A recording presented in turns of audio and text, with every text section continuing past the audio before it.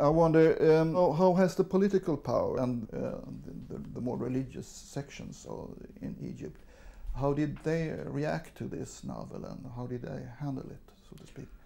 Well, I think that the dictators usually do not read literature.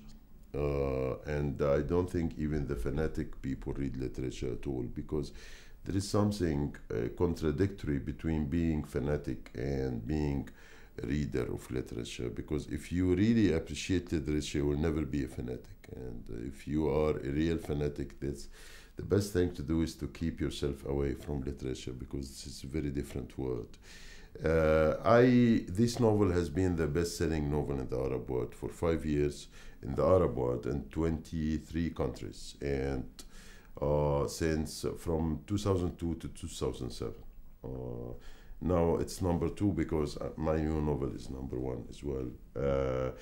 So I think this huge positive feedback means something to me, not only for my career or for the novel, but for the conscience which does exist in the Arab world. Could you describe, it's better than you yourself, describe some of the characters, the important characters in the novel? All the people are habitants in the building. They have the relation with the building. So you have the poor people and the rich people. The poor people are living on the roof, which is absolutely separated society from the bourgeois society of the building. So the bourgeois people are in the apartments and the poor people are on the roof. And how these two very, very distant society are reacting to each other, and how every habitant has his dreams, his suffering, his story of life.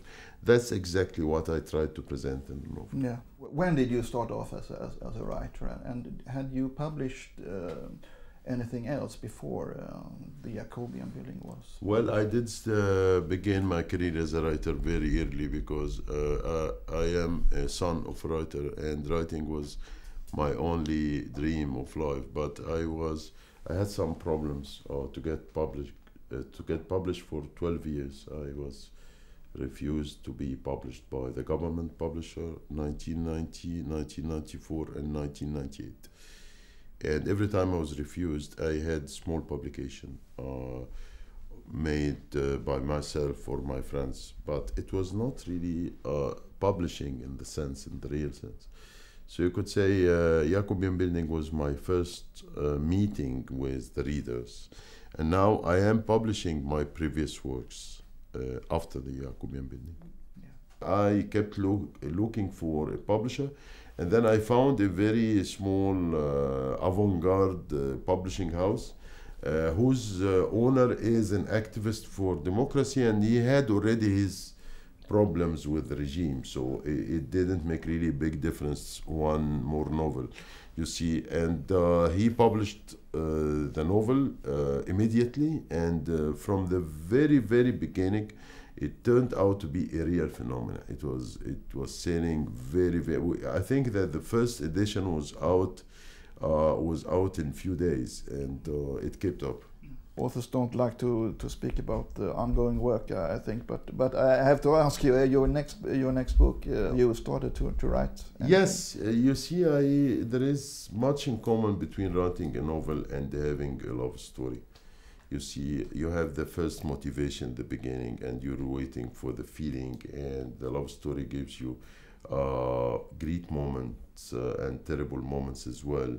And then after finishing a love story, you must have a pause, because if you begin quickly another love story, you'll be in trouble. And it is the same thing with a novel. So I finished my novel, between brackets, love story, and I had my pause, and I am now in a new love story with a new novel.